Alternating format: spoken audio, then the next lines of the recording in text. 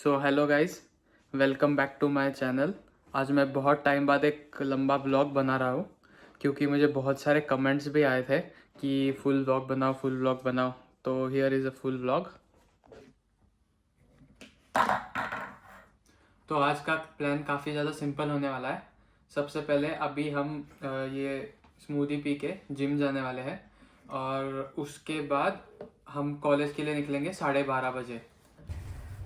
वैसे यार जिम हमारे घर से काफ़ी ज़्यादा नज़दीक है तो हम मस्त चलते चलते हो जाते हैं। कल रात से इधर तेज़ वाली बारिश गिर रही है, रुकी ही नहीं है। मतलब ये वेदर पहली बार हम एक्सपीरियंस कर रहे हैं क्योंकि इंडिया में तो ऐसा वेदर कभी नहीं रहता।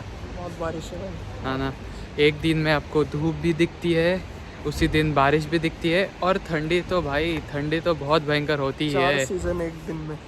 हाँ, 4 सीज़न दिख जाते एक दिन में।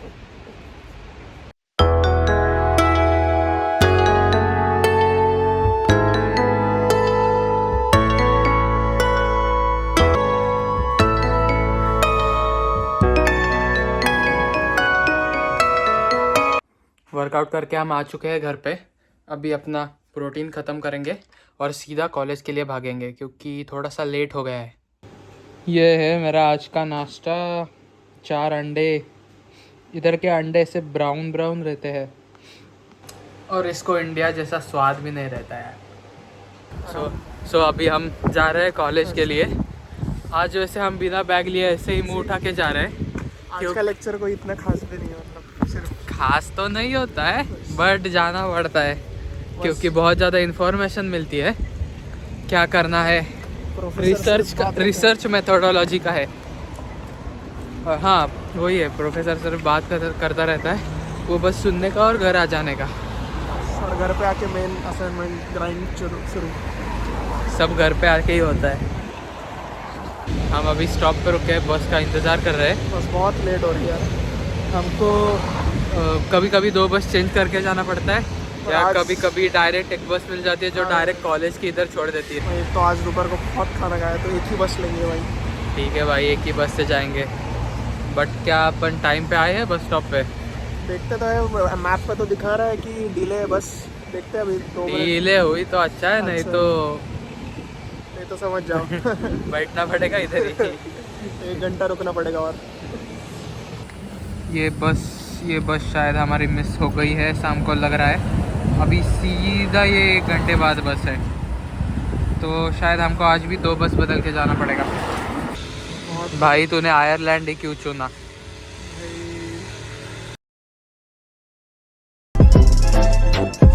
Bye bye, ta ta, goodbye. अभी हम एक बस से उतर गए हैं और दूसरी बस अभी सामने वाले स्टॉप पे आएगी। क्या पता कितने टाइम में आएगी। आई तो 2 मिनट में भी आती है, नहीं तो 20 मिनट भी नहीं आती। उस स्टॉप पे उधर सामने उधर आएगी बस। फाइनली भाई 10 मिनट के वेट के बाद फाइनली हमारी बस आ गई।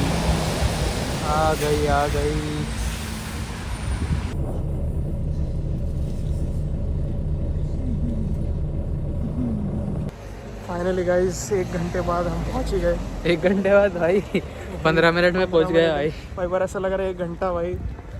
पर आज पहली बार कॉलेज हम टाइम से पहुंचे, मतलब टाइम के बहुत पहले पहुंचे आज। बहुत जल्दी, मतलब पहली बार क्योंकि हर बार हमको लेट होता था। हर 5 रोज मिनट भागते पहले थे हम, रोज भागते थे। बट आज पूरा 1 घंटा जल्दी आए हम। यहाँ चिल सीन है, कोई प्रोफेसर कुछ नहीं बोलता। अपन अटेंडेंस भी नहीं रहती रे इधर कुछ ऐसा। तो अंदर जाओ, मस्त बैठो, कोई सीन नहीं होता। PCU हम इतना जल्दी आ गए कि इधर कोई भी नहीं है क्लास में सिवाय हमारे दोनों के। इतना जल्दी भी नहीं आना था भाई। तो गाइस हमारा कॉलेज ख़त्म हो चुका है और अभी हम घर जा रहे हैं। जब हम कॉलेज के लिए निकले थे हल्की हल्की सी बारिश हो रही थी। भाई अभी पूरी धूप पड़ी है यहाँ। पूरी धूप पड़ी है, मतलब क्या वेदर होता है इनका ना, सच में समझ में नहीं आता। कोई भरोसा नहीं है वेदर का भाई। हाँ ना? सच में 4 सीजन एक दिन में दिखाई देते। तो सुबह एकदम ऐसा विंटर जैकेट विकेट और अभी धूप इतनी निकली सही। पर अभी कुछ देर में बारिश होगी, कुछ हाँ, पता वापस नहीं। बारिश होने वाले है, वेदर फोरकास्ट ने प्रेडिक्ट किया है। और यहाँ इधर का वेदर फोरकास्ट 100% ट्रू होता है। बहुत ट्रू रहता है, तब बारिश गिरती है, मतलब गिरती ही है। अभी हम जिस एरिया से जा रहे हैं वो थोड़ा सा ऐसा शेडी एरिया है, तो हम इधर ज़्यादा ब्लॉग नहीं करेंगे। सर लोग बोलते हैं, पर मोस्टली ये डे टाइम है तो हम थोड़े सेफ है, पर मोस्टली हम अवॉइड करते हैं ये एरिया। मोस्टली हम एक बस लेते हैं जो है 220, जो डायरेक्ट जाती है, पर अभी वो बहुत देर बाद आने वाली थी, इसलिए तो वैसे हम आते टाइम फ्री में आए। यहाँ सो इधर का और एक सीन आपको बोलता हूँ, आप इधर कितना भी चलो आप थकते नहीं हो। उस दिन लिटरली हम 5 किलोमीटर चल के गए थे एक पार्सल आने के लिए, और ज़रा भी थके नहीं थे, कुछ नहीं हुआ था हमको। लिटरली कुछ नहीं हुआ, लिटरली एक्सर्शन बिल्कुल नहीं होता यहाँ पे। इंडिया में अगर 5 Pollution किलोमीटर बहुत भी ही कम चले है। ना तो भाई हालत टाइट हो जाती है 5 किलोमीटर में। पोल्यूशन बहुत ही कम है, एयर क्वालिटी इंडेक्स बहुत बेस्ट है यहाँ पे। यस। सो गाइज़, हम आ चुके हैं घर पे, और आपने मेरे इंस्टाग्राम पे बहुत सारे क्वेश्चंस पूछे थे, तो उनमें से बहुत सारे क्वेश्चंस का जवाब हम दोनों मिलके आज देने वाले हैं। तो आप में से कई लोगों ने पूछा था कि आयरलैंड आने की प्रोसेस क्या है, तो प्रोसेस डिटेल में आपको यश बताएगा। सो हाय गाइस, प्रोसेस तो बहुत इजी है आयरलैंड आने की, मतलब इतना भी कुछ ये नहीं करना है। तो फर्स्ट ऑफ ऑल आपका CGPA अच्छा होना चाहिए, अच्छा मतलब 8 के ऊपर तो होना चाहिए मिनिमम। मेरा 8.5 समथिंग था, तो एप्लीकेशन प्रोसेस में इतना कुछ ये नहीं था प्रॉब्लम। तो मैंने अप्लाई किया अराउंड जनवरी, मैं थोड़ा लेट था अप्लाई करने में। तो फिर अप्लाई करने के बाद मेरे को अराउंड 1 to 2 वीक में उसका रिज़ल्ट आ गया था। तो मेरे को पहले कंडीशनल ऑफ़र लेटर आया था, क्योंकि मैं लेट अप्लाई कर रहा था, इसलिए मैं डाउट में था कि होगा कि नहीं। तो इसलिए फिर 1-2 हफ्ते में आ गया रिज़ल्ट। फिर उसके बाद मैंने इंग्लिश की टेस्ट की प्रिपरेशन चालू की। तो इंग्लिश के टेस्ट के लिए आप 2 मेन जो एग्ज़ाम होते हैं, जैसे IELTS या फिर डुओलिंगो। मैंने डुओलिंगो दी थी। मैंने IELTS दी है। तो डुओलिंगो इसलिए मैंने दी क्योंकि वो चीप भी थी, और घर पे बैठ के भी दे सकते हैं, मतलब घर पे बैठ के ही देना होता है एक्चुअली उसको। तो वो एक रीज़न था डुओलिंगो चूज़ करने का। और फिर डुओलिंगो का भी रिज़ल्ट आ गया, तो मिनिमम रिज़ल्ट यहाँ पे 120 आना चाहिए। मतलब DCU के लिए उतना चाहिए। DCU के लिए उतना, जो मेरा कॉलेज है, जहाँ मेरा एडमिशन हुआ DCU, तो वहाँ पे मिनिमम स्कोर रिक्वायरमेंट 120 थी। तो मेरा उतना आ गया था। फिर उसके बाद मेरी प्रोसेस चालू हुई वीज़ा की, और उससे पहले सारे फाइनेंसेस अरेंज करना, और ये सब फाइनेंसेस अरेंज मतलब आपको सब FD सेविंग्स और जो भी आपका जैसा है 10 लाख का दिखाना पड़ता है। यहाँ मिनिमम 10 लाख का आपको अकाउंट में दिखाना पड़ता है 1 साल के लिए जब आप आ रहे हो, क्योंकि यहाँ कोर्स 1 साल के होते हैं। मतलब आपके कोर्स पे डिपेंड है कि आपका ड्यूरेशन कितना है, उस हिसाब से आपको अपने फाइनेंसेस सब अरेंज करने होंगे। और बाकी आगे की प्रोसेस अभी अथर्व बताएंगे आपको। मेरे लिए ये प्रोसेस काफ़ी स्ट्रेट फॉरवर्ड थी, क्योंकि मैंने सबसे पहले IELTS दी, और IELTS का स्कोर 2 हफ्ते बाद आ गया। हाँ, और IELTS का मिनिमम स्कोर 6.5 चाहिए ऑल मॉड्यूल्स में, तो ही आपको एडमिशन के लिए आप एलिजिबल हो जाते हो। IELTS देने के बाद मैंने ऑनलाइन पोर्टल पे DCU के लिए अप्लाई किया था, तो उनका 1 या 2 हफ्ते बाद आ गया था कि ठीक है आप ले सकते हैं एडमिशन, ऐसा एक मेल आया था। और मुझे स्कॉलरशिप भी उसी टाइम मिली थी 6000 यूरोस की, और इसको स्कॉलरशिप का मेल बाद में आया था, ऐसा भी हो सकता है, तो ये ध्यान में रखना। उसके बाद फाइनेंसेस अरेंजमेंट करने के बाद मैंने भी वीज़ा के लिए अप्लाई कर दिया था। वीज़ा के चार्जेस कुछ तो 17,000 रुपीज़ थे। यस। तो दूसरा सबसे ज़्यादा पूछा गया क्वेश्चन था कि आपकी यूनिवर्सिटी, मतलब डबलिन सिटी यूनिवर्सिटी कैसी है। तो अभी तक मेरा एक्सपीरियंस काफ़ी अच्छा है, सब प्रोफेसर्स भी काफ़ी अच्छे हैं। सो या बहुत अच्छा है, कोई प्रॉब्लम नहीं है डबलिन सिटी यूनिवर्सिटी में एडमिशन लेने के लिए। तो तेरा एक्सपीरियंस कैसा था? ओवरऑल मेरा भी सेम है इसके जैसा, क्योंकि हमारा सेम कोर्स है, और प्रोफेसर्स भी बहुत सही सिखाते हैं। और हमारे हफ्ते में 3 दिन ही लेक्चर होते हैं, तो इतना भी कोई हेक्टिक शेड्यूल नहीं होता। और जैसे ही पहले 2 घंटे कुछ तो लेक्चर होता है, फिर बाद में उसी दिन उस पे लैब होती है, तो प्रैक्टिकल नॉलेज भी भरपूर मिलती है। तो ऐसा कोई सीन नहीं है कि, तो उसी दिन पढ़ाई हो जाती है सब। तो प्रॉपर है, मतलब सही है। तो और एक सवाल बहुत पूछा गया था कि यहाँ आने के बाद का पूरा एक्सपेंसेस कितना है, मतलब टोटल एक्सपेंसेस। तो अराउंड 25 to 30 lakhs एक साल का होता है, क्योंकि यहाँ कोर्स एक साल का ही होता है। तो अराउंड 25 to 30 लाख में आपका पूरा बजट जाएगा। तो उस हिसाब से आप प्लानिंग करो अपने फाइनेंसेस की, अरेंजमेंट की, या फिर जो भी आप अगर एजुकेशन लोन के थ्रू आ रहे हो या फिर पर्सनल फंड्स के थ्रू आ रहे हो, तो उस हिसाब से आप प्लान करो। और एक सबसे ज़्यादा पूछा गया हुआ सवाल था एकोमोडेशन के बारे में।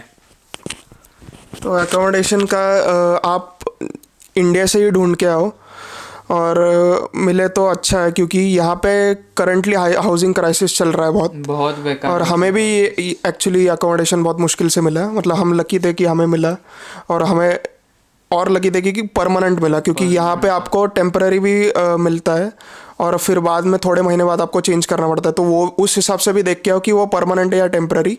और वैसे हमारे कॉलेज के बच्चे लिटरली टेम्पररी हाउसिंग में रह रहे हैं या एयरबीएनबी में बहुत ज़्यादा पैसा दे के रह रहे हैं, और उनको अभी तक घर नहीं मिला। किसी किसी के तो 1 महीने का ही मिला है, उसके बाद उनका कुछ पता नहीं किधर रहेंगे, कुछ रहेंगे। बहुत ही लफड़ा चल रहा है इधर, इसलिए अच्छा उधर से ही देख के आओ।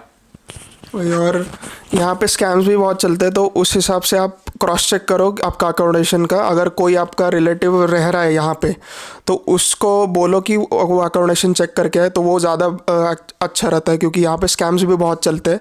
तो be aware of the scams. Accommodations के जो स्कैम्स चलते हैं वो जनरली फेसबुक मार्केट प्लेस और व्हाट्सअप के थ्रू चलते हैं।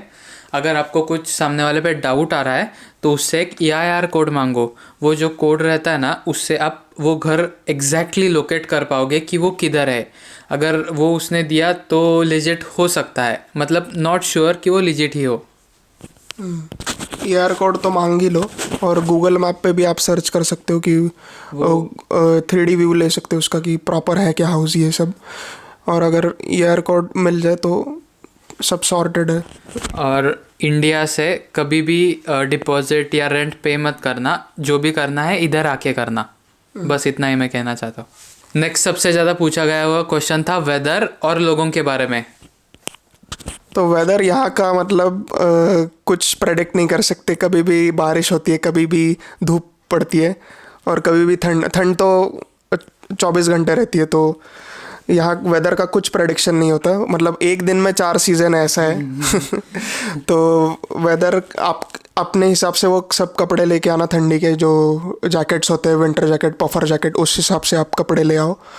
और बाकी बारिश का सामान भी, रेनकोट या फिर अम्ब्रेला जो भी है, तो वो लेके आओ। फिर बात रही लोगों की, तो लोग बहुत अच्छे हैं। मतलब मोस्टली एल्डरली लोग जो होते हैं यहाँ के बहुत मस्त है। मतलब आप चलते चलते भी वो आपको ग्रीट करते हैं, आपसे अच्छी से बात करते हैं। और मोस्टली अवॉइड करो उनको जो टीनेजर्स हैं, क्योंकि जो 17-16 के ईयर्स के बच्चे बहुत मतलब तंग करते हैं वो, तो उनसे अवॉइड रहो। बाकी सब तो सेफ़ है, मतलब ओवरऑल सेफ़ है आयरलैंड।